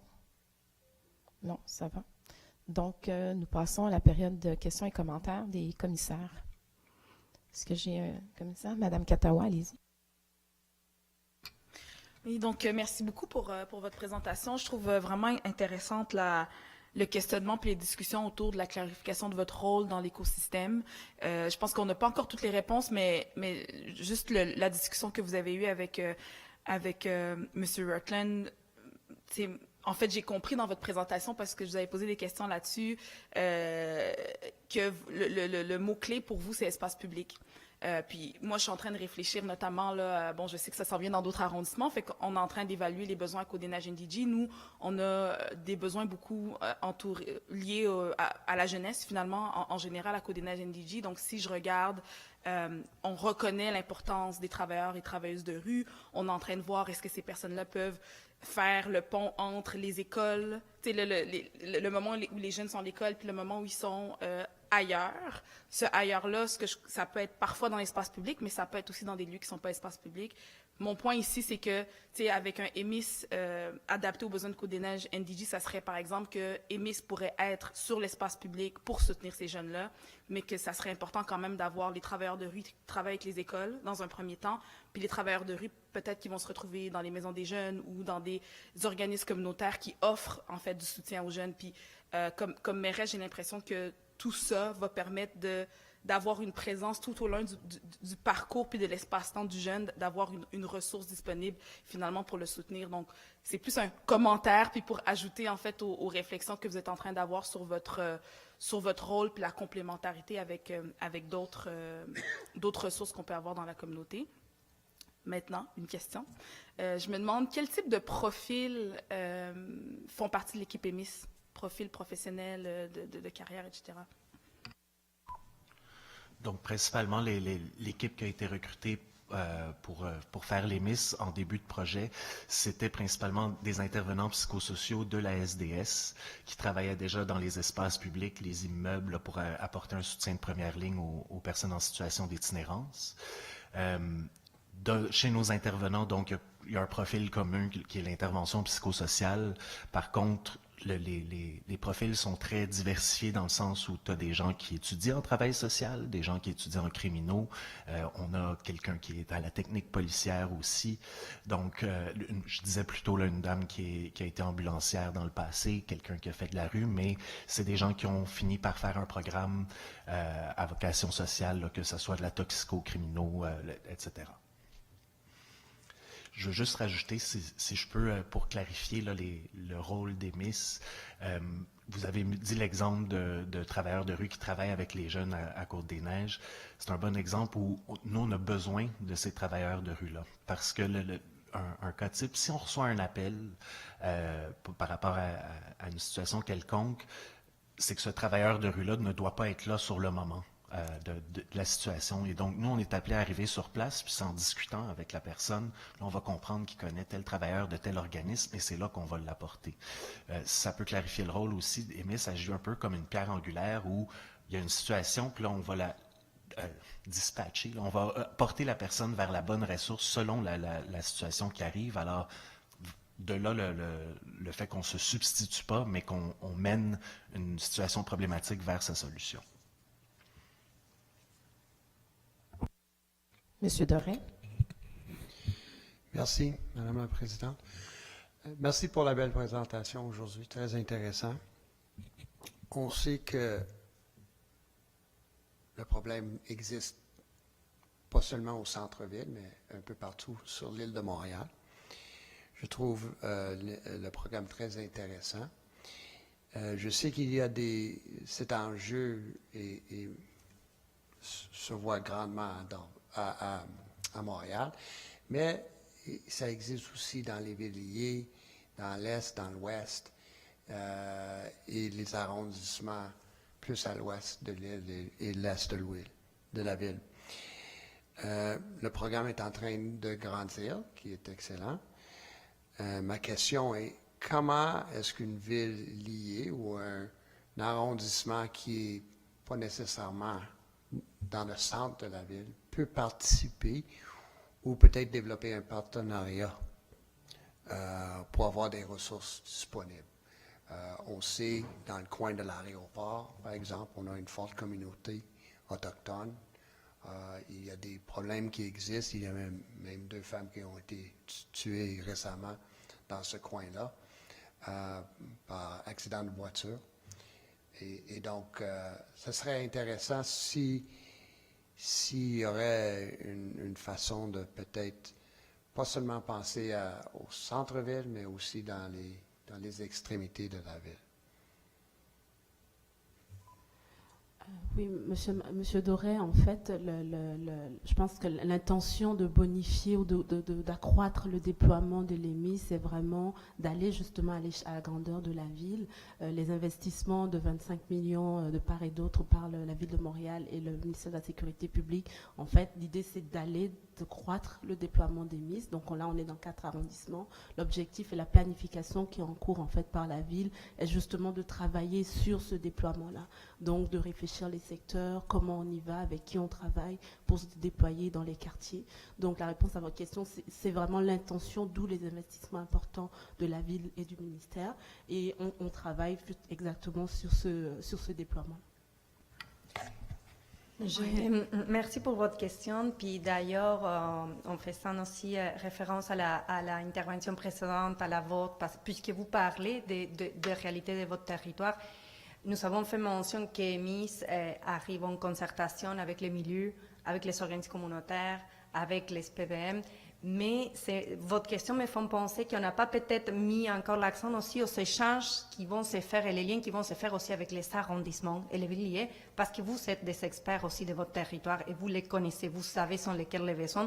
Donc je tiens quand même aussi à soulever que tout ce travail se fait en amont quand EMIS va arriver sur un territoire et il y a un suivi pendant et après qui s'est fait. Donc, en effet, ces échanges et ces prises en compte de votre réalité est très, très importante pour les phases de déploiement d'EMIS. Merci. Merci pour vos réponses. Madame Christensen. Merci beaucoup. Et merci beaucoup pour le bilan. Je trouve l'information troublante, intéressante, mais aussi avec du espoir aussi.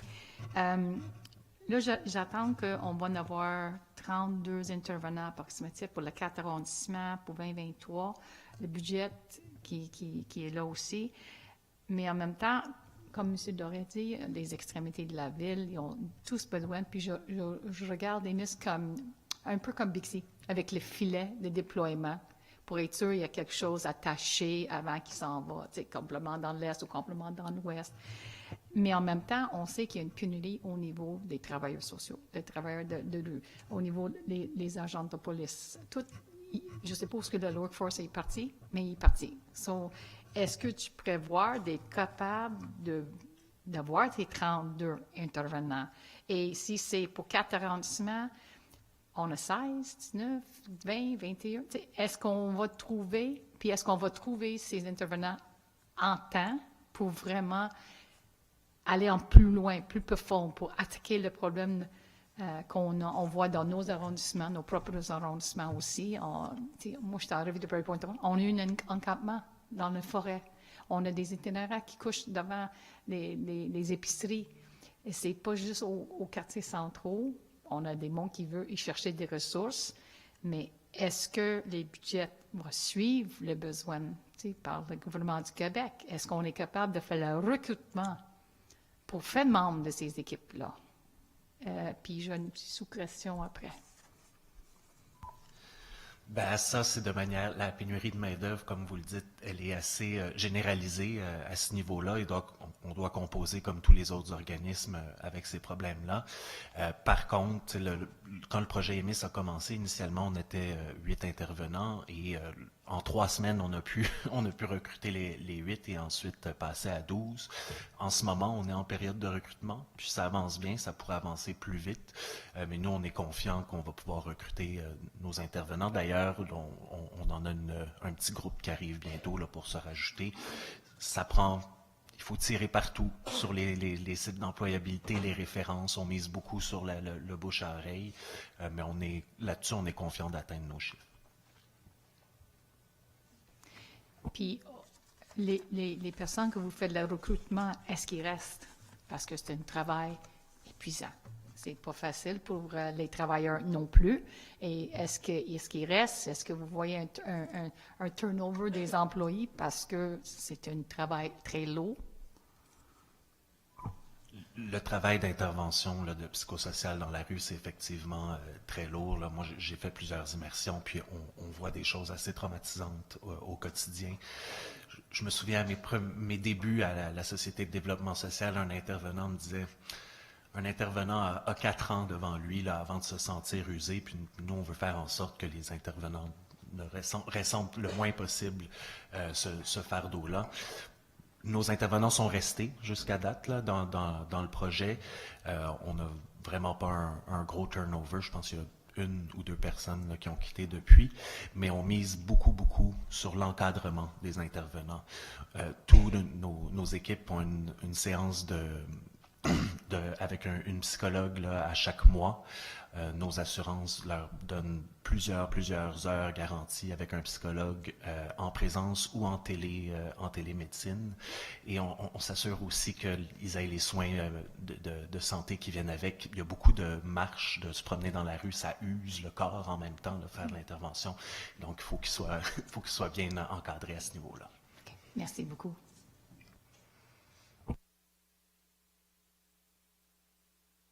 Sari. Merci. Alors, merci beaucoup, premièrement, pour la présentation et merci pour la présence. Peut-être que la majorité des questions convergent et vont dans le même sens. C'est-à-dire on parle quand même de cette étendue que peut avoir le projet. Je vais y arriver. Voilà. Et bien évidemment, il y a la question de cet écosystème. Moi, peut-être, je partagerai avec vous la réflexion plutôt que les questions que je pense qu'au niveau de Rivière-des-Prairies, Côte-des-Neiges, NDG, Montréal-Nord, l'itinérance n'est plus centrale au niveau géographique d'abord, premièrement. Parlons par la suite de la nature de l'itinérance qui a aussi changé durant ou après la COVID. Mais ma réflexion, c'est par rapport à l'écosystème, et c'est là où on peut parler d'une certaine concertation avec le milieu, avec les organismes, ainsi de suite. On est toutes et tous d'accord ici, cependant, ce n'est pas une critique, mais je réfléchis moi-même. Une fois on est sur le terrain, on est en action. Comment ne pas chevaucher, ne pas avoir une certaine... je dirais que je peux intervenir dans une action où un autre organisme aurait pu aussi être sur place. Et en même temps, en réfléchissant tout à l'heure à vos échanges, je me disais, est-ce que ça ne vaut pas mieux de chevaucher, avoir ces chevauchements-là, ou plutôt avoir un manque d'intervenants et d'acteurs sur le terrain? C'est une des deux. Parce qu'à un moment donné, au niveau territorial, il y avait un manque d'intervenants sur les territoires, sur plusieurs territoires. Et comme la mairesse de Côte-des-Neiges, NDG, l'a fait, mais je parlerai de Montréal-Nord, par exemple, et que en 2016, 17, 18, on parlait de 2-3 itinérants connus. en 2020-21, on se retrouve avec plus que 20 itinérants et itinérantes. Et avec une méconnaissance de ce genre d'intervention, que ce soit du poste de quartier, que ce soit du SUS, que ce soit des conseillers sur place, de l'arrondissement, des intervenants. Et on est devant une situation où, si on avait EMIS, ça aurait été un acteur, même si il vient pour prendre peut-être des actions, parce qu'il n'y avait pas de bras, il n'y avait personne à ce moment-ci. Et c'est pour cette raison que je pense que sur la décision elle-même, le choix qui a été fait, le déploiement, on est toutes et tous d'accord, on doit se féliciter comme société. Cependant, on est maintenant dans l'évaluation et c'est cette question d'écosystème, de cette cohabitation qu'il faut peut-être se poser la question. Parce que moi, sérieusement, le mot concertation commence un peu, ça veut tout dire et ça veut rien dire en même temps. On peut l'utiliser. Comme on est sur le terrain, moi j'interviens, il y a quelque chose. Moi, comme citoyen, j'ai le droit et l'obligation d'intervenir parfois, quand c'est urgent. À ce moment-là, il y a personne qui va me dire, non, c'est pas votre rôle, c'est pas votre responsabilité à ce moment-là. Et c'est là où EMIS, est-ce que c'est son rôle, est-ce que c'est le poste de quartier, est-ce que c'est un organisme, si tu es à Montréal-Nord, est-ce que c'est Amour en Action qui doit intervenir, ou c'est vous? Mais on doit intervenir d'abord. Et si on se pose la question, peut-être que oui, il y a un travail à faire pour mieux comprendre ces interventions. Et je pense que si j'avais une question à vous poser, une suggestion à mettre en place, c'est de dire comment on peut mieux vulgariser le rôle. Parce qu'on vous a entendu à huis clos, on vous entend aujourd'hui, on le comprend, mais peut-être qu'il y a moyen peut-être un peu plus le vulgariser, parce que mixte, pas mixte, on fait telle chose, voilà ce qu'on ne peut pas faire. C'est comme si je suis en gestion de projet, je commence le projet par dire, voilà ce que je ne ferai pas. Et là, les gens comme, OK, là on comprend que vous avez un topo, vous avez vraiment élargi maximum votre intervention, mais elle est limitée à ce niveau-là. Peut-être que ça, c'est un petit manquement, mais qu'on est là aujourd'hui d'ailleurs, c'est l'occasion pour peut-être en parler, tout en vous félicitant, de vous dire voilà ce qu'on peut partager comme société pour dire voilà ce que je ne fais pas. Voilà. Merci, Monsieur Sari. Je pense que vous nous encouragez à être ambitieux et à bien faire. Donc, le projet EMIS n'a que 18 mois. Je pense que des occasions comme celle-ci, en fait, sont des bonnes occasions pour justement communiquer. Le projet pilote, en fait, c'était un projet pilote, donc on partait un peu d'un concept qu'on a réussi à concrétiser. Et je pense qu'à chaque étape où on vient vous voir, à chaque étape, on a l'occasion d'évaluer, de se re-questionner, d'avoir des différentes interventions qui nous permettent de se dire comment on peut s'améliorer. C'est justement comme ça que collectivement on construit mieux cette histoire, cette transformation finalement qu'on est en train de faire à notre société. Donc je pense que vous nous invitez à continuer ce travail-là, puis à nous adapter à notre contexte. Donc merci beaucoup et à l'élargir. Voilà. Merci, Monsieur Sari. Si je peux rajouter, je partage avec vous un peu le mot concertation.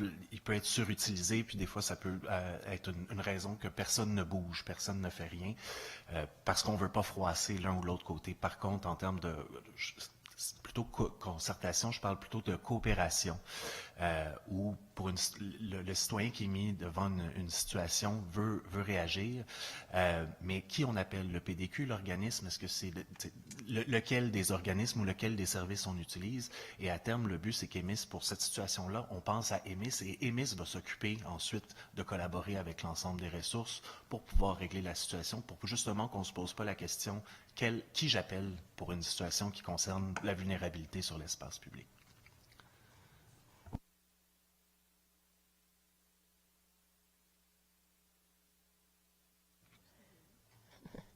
Je vais poser ma question. Peut-être que Mme Katawa, par la suite, vous pourriez poser vos questions. Plusieurs questions des citoyens ont parlé de l'écosystème. Je trouve ça intéressant. Et je me demandais, en termes on parle de concertation, collaboration, mais est-ce que vous êtes sur les tables de quartier? Est-ce que vous faites des rencontres justement avec les différentes organisations qui sont sur les différents arrondissements, Merci. Je peux prendre en exemple l'arrondissement du Plateau qu'on est en train de déployer en ce moment. Donc, on participe au comité, au sous-comité de Milton Milton Park. On a des discussions aussi avec l'arrondissement sur les besoins, à qui il faut parler, qui s'occupe de quoi. Et depuis l'annonce, là, on rencontre en série l'ensemble des acteurs terrain du plateau, plus spécifiquement de Milton Park, pour justement voir par quel pied on va danser et qui seront nos partenaires pour des interventions. À ça, justement, si je peux rajouter, en parlant avec le Centre d'amitié autochtone, il n'est pas de trop d'avoir plus d'intervenants. Les situations, par exemple, dans ce quartier-là, c'est des situations qui n'impliquent pas une personne, mais qui en impliquent souvent 15. Et là-dessus, justement, c'est en travaillant avec eux qu'on va réussir. Oui, en fait, tout à l'heure, j'ai été pris de court parce que votre réponse, ça m'a fait penser beaucoup. Peut-être que vous savez que moi, je suis infirmière, puis vous avez dit, on nous réfère la problématique, puis après ça, on dispatche selon les professionnels. C'est pas mal ça qu'on fait comme infirmière dans le réseau de la santé, c'est-à-dire qu'on évalue le besoin de la personne, puis on les réfère vers les bonnes personnes. Bref, c'est ça qui m'a un peu déstabilisée. Mais je voulais quand même vous parler de toute la question de la collaboration. En fait, je me questionne sur comment vous êtes accueillis sur le terrain par les policiers, les travailleurs de rue, les organismes communautaires, vous en avez parlé un peu, mais comment est-ce qu'ils vous accueillent sur le terrain? Ça commence avec un peu d'appréhension, de méfiance, justement, pour les mêmes questions là, que tout le monde vient de sortir aujourd'hui. Mais notre approche, c'est kill them with kindness, en fait. Puis on fait l'idée, c'est de se rencontrer d'équipe à équipe, vraiment, là, que nos intervenants rencontrent les intervenants des autres et justement qu'on clarifie le rôle, qu'on explique quand est-ce qu'on peut nous appeler puis quand est-ce que nous, on aura besoin d'eux. Et cette photo-là qu'il y a derrière vous, en fait, c'est un intervenant de l'Hôtel Dieu qui parle de l'EMIS comme une bouffée d'oxygène. Parce qu'on avait besoin, vous parliez de votre rôle d'infirmier, mais c'est la version psychosociale de ça. C'est comme un 911 psychosocial et ça centralise la demande pour que nous, ensuite, on dispatche. Puis par rapport aux policières et policiers sur le terrain, je pose la question parce qu'on a beaucoup entendu, puis on le voit, là, on a fait des cobras, certains d'entre nous, on voit qu'ils doivent beaucoup gérer du psychosocial sur le terrain, donc je supposerais que ça serait aussi une bouffée d'oxygène pour eux, mais je me demande comment ça se passe avec eux. Ça a été un défi en début de projet de créer un réflexe pour les agents d'appeler les MIS, justement parce que dans les postes de quartier du centre-ville, les policiers ont l'habitude de travailler en fait avec des clientèles vulnérables, des clientèles itinérantes. Il y en a qui suivent des formations, des unités adaptées. Donc, au début, justement, des gens qui ont déjà l'habitude de travailler avec les usagers n'auraient pas nécessairement le réflexe d'appeler. Puis, pour changer, pour développer ce réflexe-là, on a convenu que sur une durée de 3 à 4 semaines, nos intervenants allaient venir 2 fois par semaine dans un fall-in d'équipe pour un poste de quartier pour rappeler, pour dire « Hey, ce soir, là, si jamais ça vire psychosocial, que vous sentez que vous allez passer 1 heure et demie, puis que ça va se solder avec un accompagnement à l'accueil Bono, reléguez-nous-le, le policier va aller faire le travail policier, puis les intervenants vont faire des interventions. Puis quand c'est présenté comme ça, c'est un win-win. Tu sais, le policier le relègue à la bonne personne, puis lui va continuer sa soirée.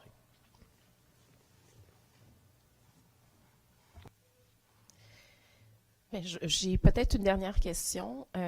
Plusieurs des commissaires ont mentionné qu'ils aimeraient bien voir EMIS dans leur arrondissement ou dans une des villes liées. Et je me demandais, est-ce qu'il y a un échéancier au niveau du déploiement d'EMIS à travers la ville? On est très active à le faire et à l'achever. J'avoue qu'avec les ressources qu'on a, on est vraiment actuellement sur le déploiement dans le plateau Mont-Royal et dans Mercier, Hochelaga, Maisonneuve. Mais en parallèle, en fait, on travaille vraiment sur justement la consolidation du calendrier de déploiement 23 et au-delà. En fait. Merci. Donc, l'ordre du jour est... Oh, vous avez...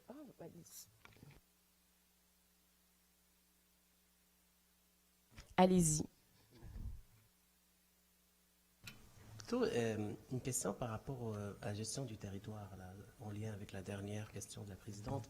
C'est que moi j'ai patrouillé, pas uniquement des Cobras, mais pas mal avec le service de police de la Ville de Montréal. Et c'est sûr qu'il y a des zones différentes, dépendamment des heures aussi du travail. Parce que la nuit, le jour, le froid, l'été, l'hiver, c'est totalement différent la patrouille. Et bien évidemment le territoire. Mais un des territoires dont on ne parle pas souvent et qui m'a choqué le plus au niveau des interventions sociales, c'est le métro.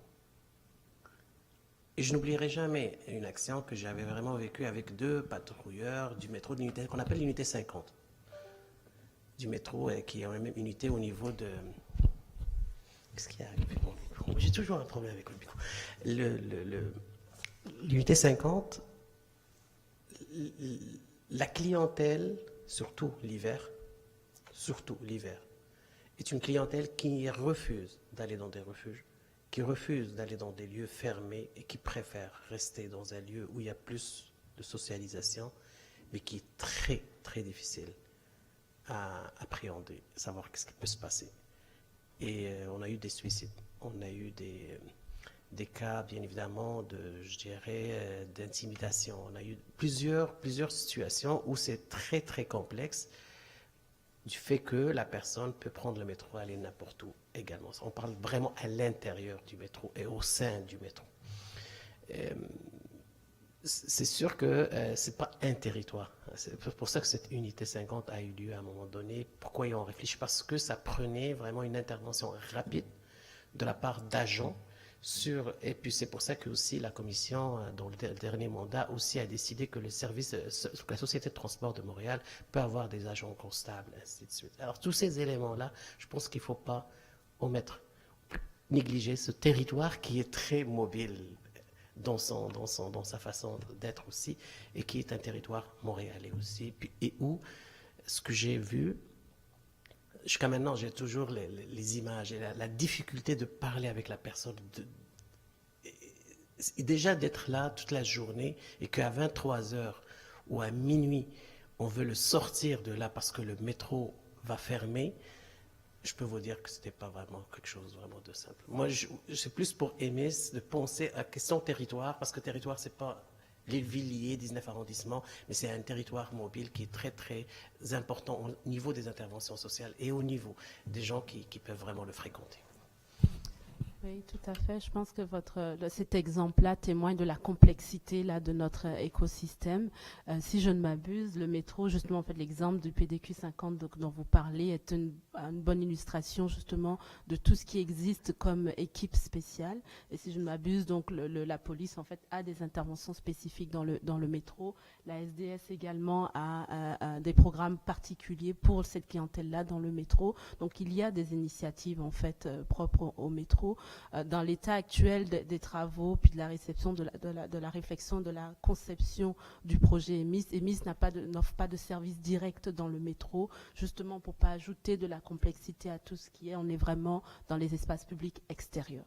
Donc le projet, la conception du projet EMIS. Mais il y a évidemment plein d'équipes, enfin il y a plusieurs initiatives là qui existent spécifiquement pour cette clientèle-là. Mais les liens sont réels. Là, je pense qu'au quotidien, François pourra témoigner des liens.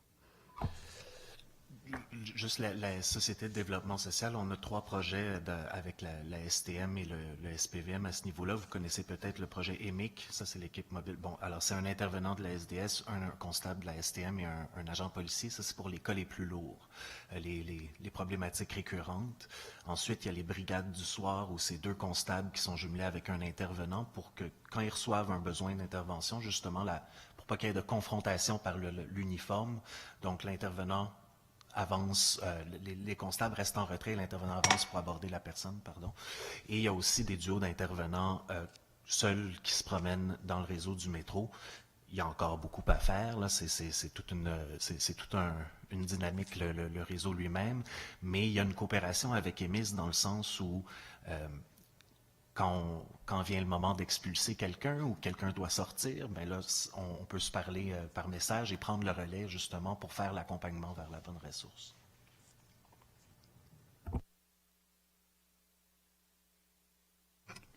Oui, juste une dernière question. Je regarde les statistiques et j'ai remarqué que vous n'avez pas les statistiques pour les allophones ou les anglophones. Est-ce que vous voyez un nombre parce que 58% étaient des francophones de souche, première langue maternelle, ou est-ce que les allophones sont dedans, anglophones? Est-ce que vous avez des statistiques au niveau de cette clientèle? Oui, je pense qu'on l'avait comme synthétisé, là, mais sur notre plateforme statistique, vous pouvez voir le francophone, anglophone et autres. Merci. Est-ce qu'il y a d'autres questions ou commentaires de la part des commissaires? Non. Voilà, et donc l'ordre du jour est épuisé. Il est maintenant l'heure de lever l'Assemblée et juste avant, je tiens notamment à remercier non seulement mes collègues commissaires, mais également les représentants du service de la diversité et de l'inclusion sociale de la Ville de Montréal et le représentant de la Société de développement social, ainsi que Monsieur Lelièvre du SPVM. Et enfin, je tiens absolument à remercier tous les citoyens et citoyennes qui se sont non seulement déplacés et ceux qui nous regardent en ligne. Je tiens d'ailleurs à spécifier que vous êtes bienvenus à la commission. Nous avons plusieurs commissions qui s'en viennent, notamment sur la reddition de comptes sur la discrimination sociale, pas discrimination sociale, mais la discrimination et le racisme systémique qui sera bientôt rendu public. Ça va être notre 2e édition. Vos questions et commentaires sont importants, ils sont pertinents, chacun d'entre eux. Et je vous invite grandement à être des nôtres, que ce soit si c'est plus facile en web diffusion, mais si vous faites comme M. Lanoux, être présent comme il l'est à toutes nos commissions. Donc, sur ce, je vous remercie et vous souhaite une bonne journée et bonne Saint-Valentin.